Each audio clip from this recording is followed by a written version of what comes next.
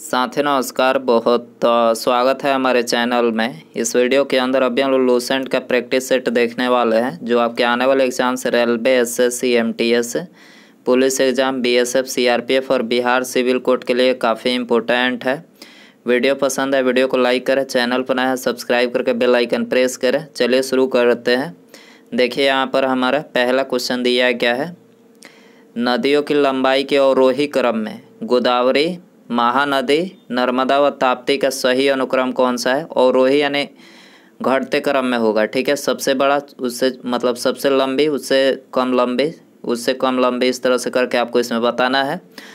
तो देखिए यहाँ पर जो सबसे लंबी नदी है वो है गोदावरी नदी, तब जो है नर्मदा है, महानदी और तब जो है ताप्ती। तो यहाँ पर ऑप्शन बी करेक्ट हो जाएगा। इसके अलावा गोदावरी नदी की बात करें तो देखिए गोदावरी नदी कहाँ से होकर बहती है, तो ये महाराष्ट्र, तेलंगाना व आंध्र प्रदेश, याद रखना। इसके अलावा यहाँ से एक और क्वेश्चन पूछा जाता है कि दक्षिण भारत की गंगा किस नदी को कहा जाता है, तो ये गोदावरी नदी को दक्षिण भारत की गंगा कहा जाता है।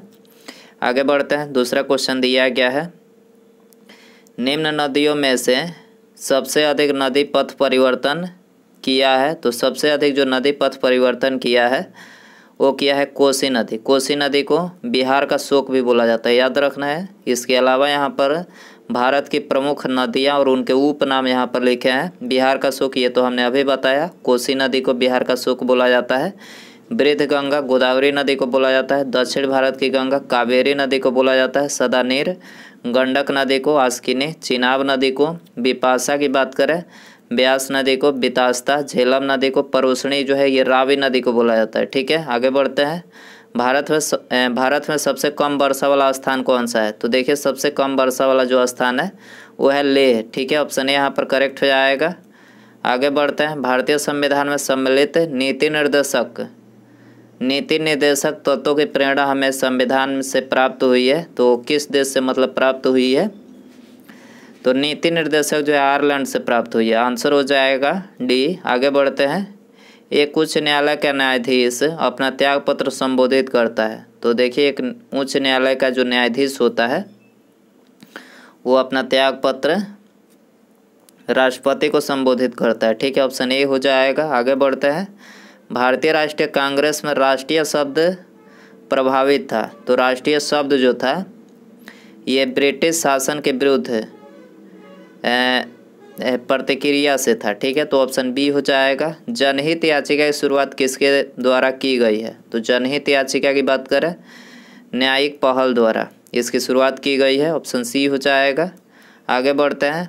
भारत के संविधान में निम्नलिखित में से किसके विरुद्ध महाभियोग चलाने का प्रावधान नहीं है, तो देखिए इसका जो करेक्ट आंसर होगा ऑप्शन बी हो जाएगा। राज्य के राज्यपाल के विरुद्ध जो है ये महाभियोग चलाने का प्रावधान नहीं है, ठीक है। आगे बढ़ते हैं।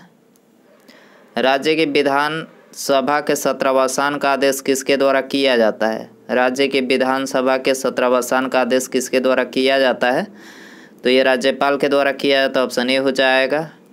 आगे बढ़ते हैं। देश भर में जीएसटी कब से लागू है, पूरे भारत में जीएसटी कब से लागू है, 1 जुलाई 2017 से ये पूरे भारत में लागू। ऑप्शन डी हो जाएगा। इसके अलावा जीएसटी से रिलेटेड इंपॉर्टेंट क्वेश्चन जो एग्जाम में पूछे जाते हैं वो यहाँ पर लिखे हैं। देखिए पहला क्या दिया गया है, जीएसटी का फुल फॉर्म आपको पता होना चाहिए, गुड्स एंड सर्विस टैक्स, याद रखना है। हिंदी में इसको वस्तु एवं सेवा कर बोला जाता है। जीएसटी क्या है, तो ये इनडायरेक्ट टैक्स है, इसको अप्रत्यक्ष कर कहा जाता है। जीएसटी लागू करने वाला विश्व का पहला देश कौन सा है, तो देखिए विश्व का पहला देश है फ्रांस। 1954 में इसको लागू किया गया था। जीएसटी परिषद का चेयरमैन कौन होता है, तो देखिए इसका जो चेयरमैन वित्त मंत्री होते हैं। राष्ट्रपति द्वारा जीएसटी बिल कब प्रमाणित किया गया था, तो प्रमाणित जो 8 सितंबर 2016 को किया गया था। किस संविधान संशोधन के तहत जीएसटी लागू हुआ, तो जीएसटी जो लागू 101वां संविधान संशोधन के तहत हुआ था।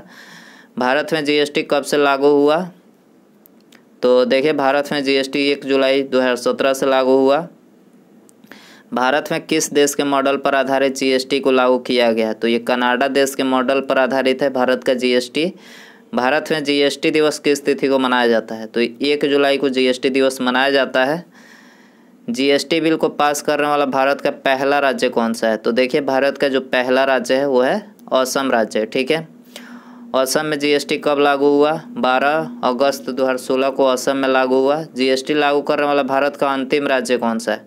तो अंतिम राज्य ये जम्मू कश्मीर है। 5 जुलाई 2017 को लागू हुआ। ठीक है, आगे बढ़ता है। भारत में जीएसटी लागू करने का सुझाव सबसे पहले किस समिति ने दिया था? सबसे पहले विजय केलकर समिति ने 2002 में दिया था। सर्वप्रथम जीएसटी बिल का प्रारूप तैयार करने वाले समिति के अध्यक्ष कौन थे? तो इसके अध्यक्ष थे असीम दास गुप्ता। जीएसटी परिषद की स्थापना कब की गई? 12 सितंबर 2016 को की गई। जीएसटी परिषद का मुख्यालय कहाँ पर है? तो नई दिल्ली में इसका मुख्यालय है। संविधान के किस अनुच्छेद में जीएसटी परिषद को शामिल किया गया है? तो अनुच्छेद 279A में। ठीक है, अनुच्छेद 279A में जीएसटी परिषद को शामिल किया गया है। लोकसभा में जीएसटी बिल कब पास किया गया? 3 अगस्त 2016 को पास किया गया। राज्यसभा द्वारा जीएसटी बिल कब पास किया गया है? तो 8 अगस्त 2016 को राज्यसभा के द्वारा जीएसटी बिल पास किया गया। जीएसटी के लिए 122वां संविधान संशोधन बिल किस वर्ष संसद में प्रस्तुत किया गया था? जीएसटी के लिए 122वां संविधान संशोधन बिल किस वर्ष संसद में प्रस्तुत किया गया था? 2014 में किया गया था। जीएसटी पंजीकरण में कितने अंक होते हैं? तो देखिए इसमें 15 अंक होते हैं, यानी जो रजिस्ट्रेशन नंबर होता है वो 15 डिजिट का होता है। ठीक है, जीएसटी के अंतर्गत निर्धारित की गई दरें कितने प्रकार की है? 4 प्रकार की है, 5, 12, 18 और 28 याद रखना है। जीएसटी से बाहर रखी गई सेवाएं कौन कौन सी है? तो देखिए जीएसटी से बाहर जो चीज़ें हैं वो शराब, पेट्रोलियम वस्तुएं, शिक्षा और स्वास्थ्य सेवाएं, इस पर जीएसटी नहीं लगाया जाता है। ये जीएसटी से बाहर इसको रखा गया है। जीएसटी लागू करने वाला भारत का कौन सा देश है? जीएसटी लागू करने वाला भारत कौन सा देश है? 161वां।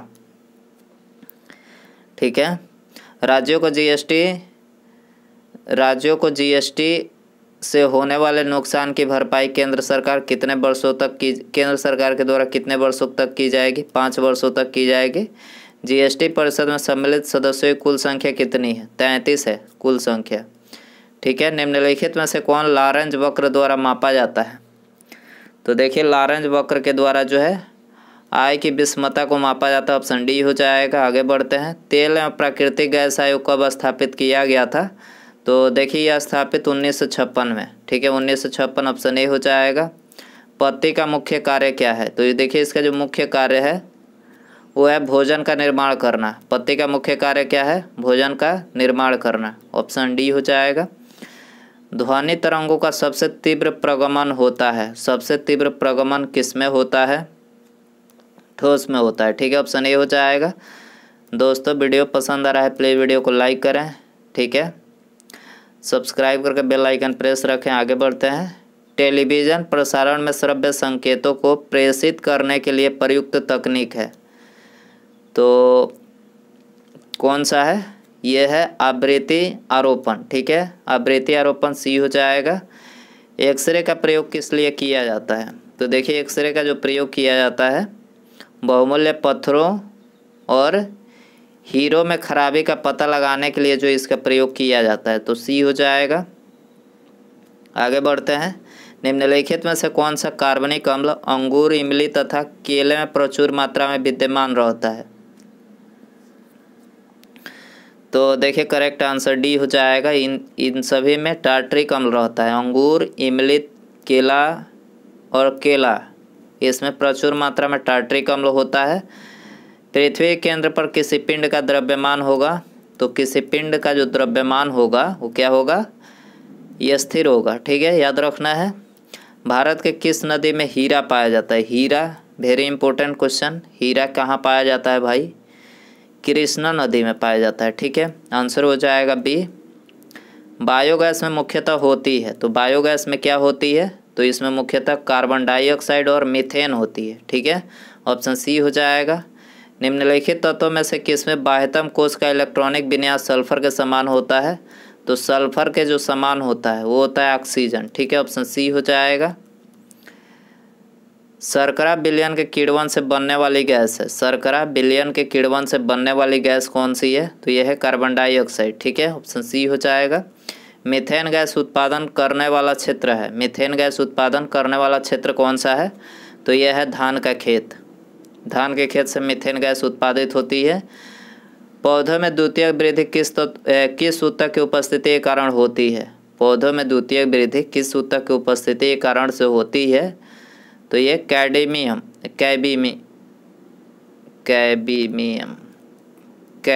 ऊतक के उपस्थिति के कारण से होता है। तो ऑप्शन यहाँ पर सी हो जाएगा। ठीक है। निम्नलिखित में से कौन सा जीव अंडज है? अंडज जीव कौन सा है? तो यहाँ पर मेढक हो जाएगा। ठीक है, बी। आगे बढ़ते हैं। प्रसिद्ध महाकाल मंदिर कहाँ स्थित है? प्रसिद्ध महाकाल मंदिर कहाँ स्थित है? तो ये मध्य प्रदेश में, ऑप्शन बी यहाँ पर हो जाएगा। भारत में अंतरिक्ष कार्यक्रम कब प्रारंभ हुआ? भारत में अंतरिक्ष कार्यक्रम कब प्रारंभ हुआ? 1962 में हुआ। कब हुआ? 1962, ऑप्शन सी हो जाएगा। आगे बढ़ते हैं।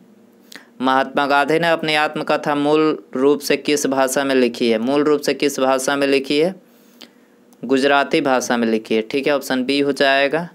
निम्नलिखित में से कौन सुमेलित नहीं है? तो सुमेलित नहीं है, आंसर हो जाएगा सी, लॉर्ड हेस्टिंग। इनके समय में द्वितीय आंग्ल मराठा नहीं हुआ था, ये सुमेलित नहीं है। बाकी ये तीनों सुमेलित है। लॉर्ड कॉर्नवालिस ने इन्होंने अस्थायी बंदोबस्त लागू किया। लॉर्ड ब्लेजली ने सहायक संधि को स्वीकार किया था।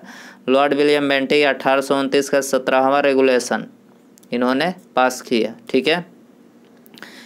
ब्रिटिश भारत की राजधानी का कोलकाता से दिल्ली स्थानांतरण किसके कार्यकाल में मतलब क्रियान्वित हुआ था?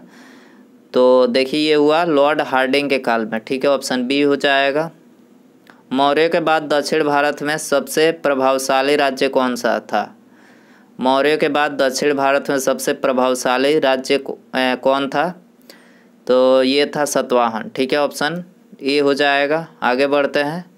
गांधार मूर्ति कला की सर्वोत्तम कृतियाँ कब प्रकट हुई? गांधार मूर्ति कला की सर्वोत्तम कृतियाँ कब प्रकट हुई? तो ये कुषाण काल में प्रकट हुई थी। ठीक है, ऑप्शन बी हो जाएगा। आगे बढ़ते हैं। निम्नलिखित में से किस गुप्त राजा का एक अन्य नाम देवगुप्त था? तो देवगुप्त किनका नाम था?